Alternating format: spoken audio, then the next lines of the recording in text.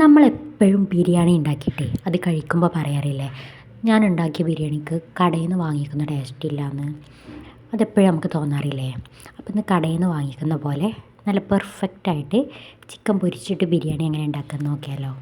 അപ്പോൾ അതുണ്ടാക്കാനായിട്ട് ഞാൻ 2 തക്കാളി, ഒരു 6 7 പച്ചമുളകും, 10 12 അല്ലി വെളുത്തുള്ളി, ആ വെളുത്തുള്ളിയേക്കാൾ കുറച്ച് ഇഞ്ചിയും കൂടിയാണ് എടുത്തിട്ടുള്ളത്.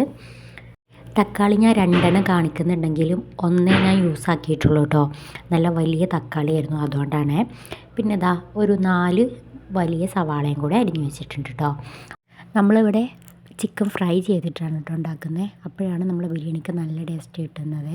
അപ്പോൾ അത് ഞാൻ 1 കിലോ ചിക്കൻ എടുത്ത് വെച്ചിട്ടുണ്ട്. അതിലേക്ക് ഒരു 1/4 ടീസ്പൂൺ മഞ്ഞൾപ്പൊടി, എരിവിനാവശ്യത്തിന് കാശ്മീരി മുളക് പൊടിയും കുറച്ച് ഉപ്പും കൂടി ചേർത്ത് കൊടുത്തിട്ടുണ്ട് കേട്ടോ. എരിവ് കുറവുള്ളൂ കാശ്മീരി മുളകും പൊടിക്ക്. അപ്പോൾ നിങ്ങൾക്ക് അത്യാവശ്യം എരിവ് വേണമെന്നുണ്ടെങ്കിൽ സാധാ മുളക് പൊടി യൂസ് ആക്കുക.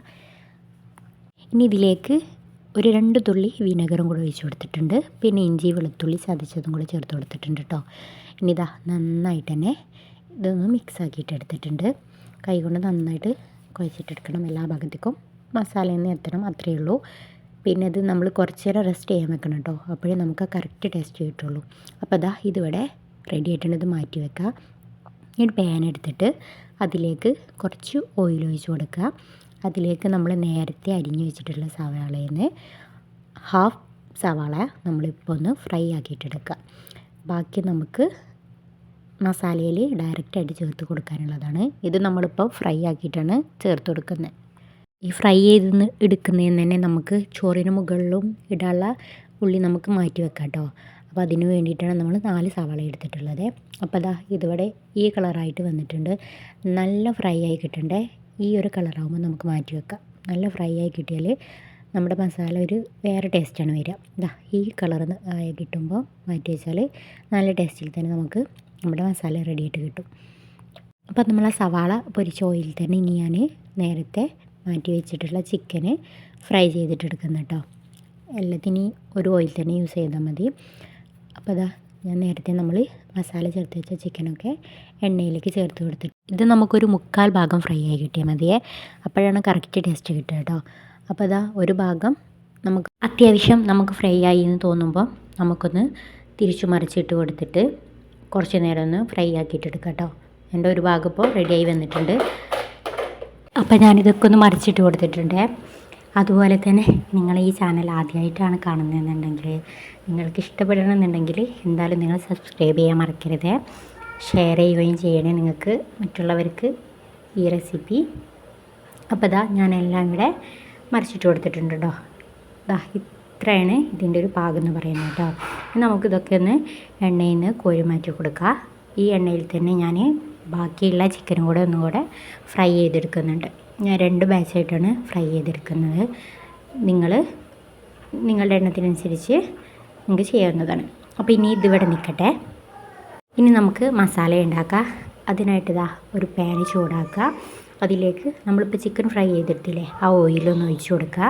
അതിലേക്ക് നമ്മൾ നേരത്തെ മാറ്റി വെച്ച സവാളയുടെ പകുതി ഇല്ലായിരുന്നോ, ആ പകുതി കൂടി ചേർത്ത് കൊടുത്തിട്ട് നന്നായിട്ടൊന്ന് മിക്സാക്കി കൊടുക്കുക. ഓയിൽ നിങ്ങളുടെ ഇഷ്ടത്തിനനുസരിച്ച് ഒഴിച്ച് കൊടുക്കുക കേട്ടോ, കൂട്ടിയും കുറച്ചൊക്കെ. അപ്പോൾ ഇതാ സവാള ഒന്ന് ഏകദേശം ഒന്ന് വാടി വരുമ്പോഴേക്കും നമ്മൾ ചതച്ച് വെച്ചിട്ടുള്ള ഇഞ്ചി വെളുത്തുള്ളി പച്ചമുളകിൻ്റെ ചതവും കൂടെ ഇതിലേക്കൊന്ന് ചേർത്ത് കൊടുക്കുക. എന്നിട്ട് നന്നായിട്ടൊന്ന് യോജിപ്പിച്ചിട്ടെടുക്കുക. ഇതിൻ്റെ ഒരു പച്ച ടേസ്റ്റ് മാറുന്നവരെ ഒന്ന് ഇളക്കി കൊടുത്തതിന് ശേഷം ഉള്ളി അത്യാവശ്യം നന്നായിട്ടൊന്ന് വാടി വരണേ. ഇതിപ്പോൾ നന്നായിട്ട് വാടി വന്നിട്ടുണ്ട്. ഇനി ഞാൻ ഇതിലേക്ക് ചേർത്ത് കൊടുക്കുന്നത് ഒരു തക്കാളിയാണ് കേട്ടോ. എൻ്റെ തക്കാളി നല്ല വലിയ തക്കാളി ആയതുകൊണ്ട് ഞാൻ 1 ചേർത്ത് കൊടുത്തിട്ടുള്ളൂ. തക്കാളി അതിനൊപ്പം തന്നെ കറിവേപ്പിലയും കൂടെ ചേർത്ത് കൊടുക്കുന്നുണ്ട്. നമ്മൾ തക്കാളിയും ഉള്ളിയൊക്കെ കൂടുതലായിട്ട് എടുക്കുകയാണെന്നുണ്ടെങ്കിൽ മസാലയാവും കൂടുതൽ. അപ്പോൾ നമ്മൾ പുറത്തുനിന്ന് വാങ്ങിക്കുന്ന ആ ടേസ്റ്റ് കിട്ടില്ല. നമ്മളെ ചോറിൽ കുറേ മസാല വന്ന് കിടക്കുന്നുണ്ടാവും. ഇതൊന്ന് പെട്ടെന്ന് വാടി കിട്ടാനായിട്ട് ഞാൻ ഉപ്പും കൂടെ ചേർത്ത് കൊടുക്കുന്നുണ്ട്. ഈ ടൈമിൽ വേണമെങ്കിൽ ഒന്ന് അടച്ച് വെച്ചിട്ട് വേവിച്ചിട്ടെടുക്കാം കേട്ടോ. അപ്പം നമുക്ക് പെട്ടെന്ന് തന്നെ തക്കാളി അതിൽ അലിഞ്ഞിട്ട് കിട്ടും.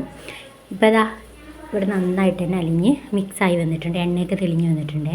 ഇനി ഇതിലേക്ക് ഞാനൊരു 2 ടീസ്പൂണ് നല്ല കട്ടിയുള്ള തൈരാണ് ഒഴിച്ച് കൊടുക്കുന്നത് കേട്ടോ. തൈര് ലൂസായിട്ടാണ് ഉണ്ടെന്നുണ്ടെങ്കിൽ പുളിയാണെന്നുണ്ടെങ്കിലും 1 സ്പൂണൊക്കെ ഒഴിച്ച് കൊടുത്താൽ മതി. ഇത് നല്ല കട്ടി തൈരായതുകൊണ്ട് ഞാൻ 2 സ്പൂൺ ഇട്ട് കൊടുത്തിട്ടുണ്ട്. പുളി കുറവാണ് കേട്ടോ ഇവിടുത്തെ തൈര്. അപ്പോൾ അത് അതും ഒന്നും കൂടെ യോജിപ്പിച്ചെടുക്കുന്നുണ്ട്. ഇനി ഇതിലേക്ക് മല്ലിയിലയും പുതിനയിലയും ഇട്ട് കൊടുക്കേണ്ടത്.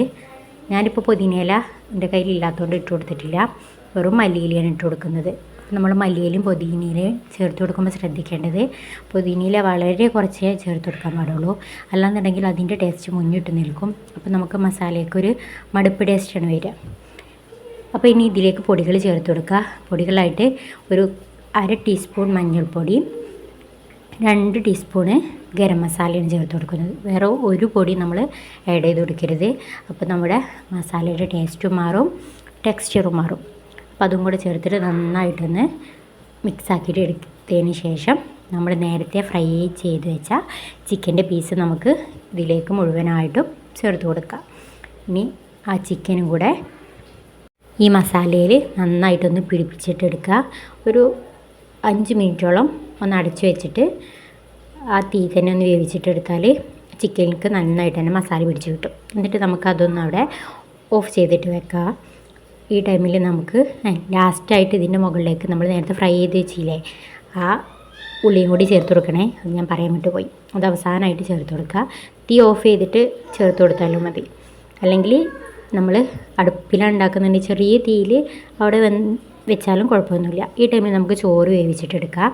അപ്പോൾ ഇതാ ചോറുണ്ടാക്കാനായിട്ട് പാത്രം ചൂടായി വരുമ്പോൾ അതിലേക്ക് ഒരു 2-3 സ്പൂൺ നെയ്യ് ഒഴിച്ച് കൊടുക്കുക. ബാക്കി കുറച്ച് സൺഫ്ലവറും ഓയിലും കൂടെ ഒഴിച്ച് കൊടുക്കുക. നിങ്ങൾക്ക് വെറും ഓയിലാണ് ഇഷ്ടമെന്നുണ്ടെങ്കിൽ അങ്ങനെയും ചെയ്യാം കേട്ടോ. ഇനി അതിലേക്ക് ഗ്രാമ്പൂ, ഏലക്ക, പട്ട, അതുപോലെ തന്നെ ഒരു ബേ ലീഫും കൂടെ ഇട്ട് കൊടുക്കുന്നുണ്ട്. എന്നിട്ട് അതൊക്കെ ഒന്ന് പൊട്ടി വരുമ്പോൾ നമുക്കിതിലേക്ക് വെള്ളം ഒഴിച്ച് കൊടുക്കുക. 1 കപ്പ് അരിക്ക് 1.5 കപ്പ് വെള്ളം എന്ന രീതിക്കാണ് ഞാൻ എടുത്തിട്ടുള്ളത്. അപ്പോൾ ഞാനിവിടെ അതിനനുസരിച്ച് വെള്ളം ഒഴിച്ച് കൊടുക്കുന്നുണ്ട്. നിങ്ങൾ എത്രയാണ് എടുക്കുന്നത് അതിനനുസരിച്ച് ഒഴിച്ച് കൊടുക്കുക. അപ്പോൾ ഞാനിവിടെ മുഴുവനായിട്ടും വെള്ളം ഒഴിച്ച് കൊടുത്തിട്ടുണ്ട്. ഇനി അതിലേക്ക് ആവശ്യത്തിനുള്ള ഉപ്പും കൂടെ ഇട്ട് കൊടുത്തിട്ട് ഒന്ന് അടച്ച് വെച്ച് കൊടുക്കുക. അപ്പോൾ പെട്ടെന്ന് തന്നെ തിളച്ച് വരും. അപ്പോൾ അത് ഞാനിവിടെ അരി നേരത്തെ കുതിരാൻ വെച്ചിട്ടുണ്ടായിരുന്നു കേട്ടോ. ഒരു മണിക്കൂർ അരമണിക്കൂർ നമ്മൾ അരി ഒന്ന് വെള്ളത്തിലിട്ട് വെച്ചാൽ നല്ല പെർഫെക്റ്റായിട്ട് നമുക്ക് ചോറ് കിട്ടും. അപ്പോൾ ഞാനിവിടെ അരിയൊക്കെ ഒന്ന് ഊറ്റിയെടുത്ത് ഇനി ഇതാ ഇതിലേക്ക് ചേർത്ത് കൊടുക്കുന്നുണ്ട്. നമ്മൾ തിളച്ച് വന്ന വെള്ളത്തിലേക്ക് ഇട്ട് കൊടുത്തിട്ടുണ്ട്. നമ്മൾ അരി വെള്ളത്തിലിട്ട് വെച്ചിട്ടുണ്ടെങ്കിൽ വെള്ളം തിളക്കുന്നതിൻ്റെ കുറച്ച് മുമ്പേ അതൊന്ന് വെള്ളം ഊറാൻ വേണ്ടി വെക്കണം കേട്ടോ. അല്ലാന്നുണ്ടെങ്കിൽ നമ്മൾ ഇതിലേക്ക് ഇട്ട് കൊടുക്കുമ്പോൾ നമ്മളുടെ വെള്ളത്തിൻ്റെ അളവ് കറക്റ്റായിട്ട് കിട്ടില്ല. അപ്പോൾ അതാ എല്ലാ അരിയും ഞാൻ ഇതിലേക്ക് ചേർത്ത് കൊടുത്തിട്ടുണ്ട്. ഇനി ഇതൊന്ന് മിക്സ് ചെയ്തതിന് ശേഷം ഒന്ന് തിളച്ച് വരണം. അപ്പം നമ്മൾ ഹൈ ഫ്ലെയിമിലാണ് കേട്ടോ തീ നിൽക്കുന്നത്. ഈ തിള വന്നതിന് ശേഷം നമുക്ക് തീ ലോ ഫ്ലെയിമിലാക്കി വെച്ച് കൊടുത്തിട്ട് അടച്ച് വെച്ച് കൊടുത്താൽ നമുക്ക് നല്ല പെർഫെക്റ്റ് ആയിട്ടുള്ള ചോറ് കിട്ടും. അപ്പോൾ തീയുടെ കാര്യം നന്നായിട്ട് ശ്രദ്ധിക്കണം. അപ്പോൾ അതാ ഞാൻ തീ ലോ ഫ്ലെയിമിലാക്കി കൊടുത്തിട്ട് ഒന്ന് അടച്ച് വെച്ചിട്ടുണ്ട്. പെട്ടെന്ന് തന്നെ റെഡി ആയി കിട്ടും കേട്ടോ. ഇതാ ചോറ് ഇതുപോലെ കിട്ടും കേട്ടോ. നമുക്ക് ഞാനിതിലേക്ക് നാരങ്ങനീരും കൂടി ചേർത്ത് കൊടുത്തിട്ടുണ്ടായിരുന്നു കേട്ടോ. അത് പറയാൻ മറന്നേ ചോറുക്ക്. എന്നാലും നമ്മൾ ചോറ് തമ്മിൽ ഒട്ടിപ്പിടിക്കാൻ നല്ല പെർഫെക്റ്റായിട്ട് കിട്ടുള്ളൂ. ഇനി നമ്മൾ നേരത്തെ മാറ്റി വെച്ച് നമ്മുടെ ചിക്കൻ്റെ മസാലേൻ്റെ മുകളിലേക്ക് ഈ ചോറൊന്നിട്ട് ദം ചെയ്ത് കൊടുക്കുക. അത്രയേ ഉള്ളൂ നമ്മളെ പരിപാടി. അപ്പോൾ ഇതാ ഓരോ ലെയറായിട്ട് നമുക്ക് ചോറ് ഇട്ട് കൊടുക്കുക. അതിന് മുകളിലേക്ക് നമ്മൾ നേരത്തെ ഫ്രൈ ചെയ്ത് വെച്ചിട്ടില്ലായിരുന്നു ഉള്ളിയും അതുപോലെ തന്നെ കശുവണ്ടിയും മുന്തിരിയൊക്കെ, അതും കൂടെ ഇടയ്ക്കിട്ട് കൊടുക്കുക. കുറേശ്ശെ ഓയിലും കൂടെ ചേർത്ത് കൊടുക്കുക. വളരെ കുറച്ച് ഓയിൽ ഒഴിച്ച് കൊടുത്താൽ മതി കേട്ടോ. അതാ നിങ്ങളുടെ ഇഷ്ടത്തിനനുസരിച്ച് ഫ്രൈ ചെയ്തതെല്ലാം ചേർത്ത് കൊടുത്തതിന് ശേഷം നമുക്ക് ചോറ് വീണ്ടും ഇട്ട് കൊടുത്ത് ഈ പ്രോസസ്സ് തന്നെ റിപ്പീറ്റ് ചെയ്ത് കൊടുക്കുക. ഇതിനിടയ്ക്ക് മല്ലിയില കൂടെ ഇഷ്ടമാണെന്നുണ്ടെങ്കിൽ അതും കൂടെ ചേർത്ത് കൊടുക്കാം കേട്ടോ. അപ്പം നല്ലൊരു ഫ്ലേവർ കിട്ടും നമ്മുടെ ചോറിന്.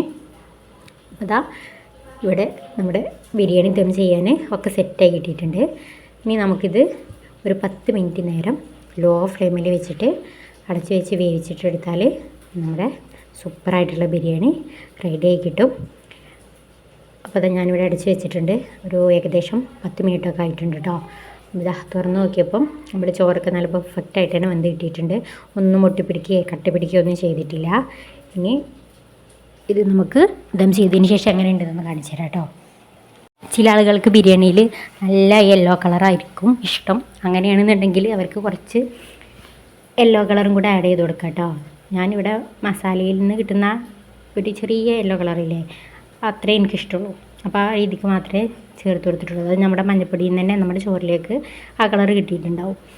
അപ്പോൾ ഇതാ ഈ ചോറിൻ്റെ അടിഭാഗം വരെ എത്തിയിട്ടുണ്ട് കേട്ടോ. നമ്മുടെ മസാല കാണാൻ തുടങ്ങിയിട്ടുണ്ട്. അപ്പോൾ ഇതാ നമ്മുടെ ചോറ് മുഴുവനും നമുക്ക് ഒരു പാത്രത്തിലേക്ക് തന്നെ മാറ്റി കൊടുക്കുക. ഞാൻ മസാലയും ചോറും കൂടെ മിക്സ് ആക്കിയിട്ടല്ല എടുക്കുന്നത്, രണ്ടും നിങ്ങൾക്ക് കാണിച്ചു തരാൻ വേണ്ടിയിട്ട് സെപ്പറേറ്റ് ആക്കിയിട്ടാണ് തരുന്നത് കേട്ടോ. നമ്മൾ പുറത്തുനിന്നൊക്കെ വാങ്ങിക്കുമ്പോൾ രണ്ടും പാടെ മിക്സ് ആക്കിയിട്ടാണല്ലോ തരിക. നിങ്ങൾക്ക് അങ്ങനെയാണ് ഇഷ്ടമെന്നുണ്ടെങ്കിൽ അങ്ങനെ ട്രൈ ചെയ്യുക. അപ്പോൾ അതാകണ്ടില്ലേ നമ്മുടെ മസാല നല്ല സൂപ്പറായിട്ട് തന്നെ വെന്ത് കിട്ടിയിട്ടുണ്ട്. നല്ല ടേസ്റ്റാണ് കേട്ടോ മസാലയും ഈ ഫ്രൈ ചെയ്തിട്ടുള്ള ചിക്കനും കൂടെ ഇങ്ങനെ വെറുതെ കഴിക്കാൻ തന്നെ. അപ്പോൾ എല്ലാവരും ട്രൈ ചെയ്ത് നോക്കുക. നിങ്ങൾ ഇതുവരെ ഇങ്ങനെ ഉണ്ടാക്കിയിട്ടില്ല എന്നുണ്ടെങ്കിൽ ഒരു തവണ എന്തായാലും തീർച്ചയായിട്ടും ട്രൈ ചെയ്ത് നോക്കണേ. എന്നിട്ട് നിങ്ങളുടെ അഭിപ്രായം കമൻ്റായിട്ട് ഇടണേ. നിങ്ങളിടുന്ന കമൻറ്റിലൂടെയാണ് ബാക്കിയുള്ളവർ കൂടെ ഈ റെസിപ്പി കാണാൻ ആഗ്രഹിക്കുന്നത്. അപ്പോൾ ഇതാ ഇങ്ങനെയാണ് നമ്മളെ മസാല ഇരിക്കുന്നത് കേട്ടോ. കണ്ടോ, അധികം ഗ്രേവിയൊന്നും ഇല്ലാതെ, എന്നാൽ തീരെ ഗ്രേവി ഇല്ലാതെ ഇല്ല, ഓവറായിട്ട് മസാലയില്ല, അങ്ങനെയാണ് നമ്മളെ മസാല കിട്ടിയിട്ടുള്ളത്. അപ്പോൾ നമുക്കൊരു മടുപ്പൊന്നും വരില്ല കേട്ടോ ഇത് കഴിക്കുമ്പോൾ. ഇതാ ചോറ് കണ്ടില്ലേ, ഈ കളറായിട്ട് നമുക്ക് കിട്ടും, കുറഞ്ഞൊരു യെല്ലോ കളറും. ഇവിടെ സാധാ ബിരിയാണിയുടെ ടെക്സ്ചറിൽ തന്നെ നമുക്ക് ചോറും നല്ല പെർഫെക്റ്റായിട്ട് കിട്ടിയിട്ടുണ്ട്. അപ്പോൾ ബായ്. നിങ്ങൾ ആദ്യമായിട്ടാണ് കാണുന്നുണ്ടെങ്കിൽ സബ്സ്ക്രൈബ് ചെയ്യാൻ മറക്കരുത്.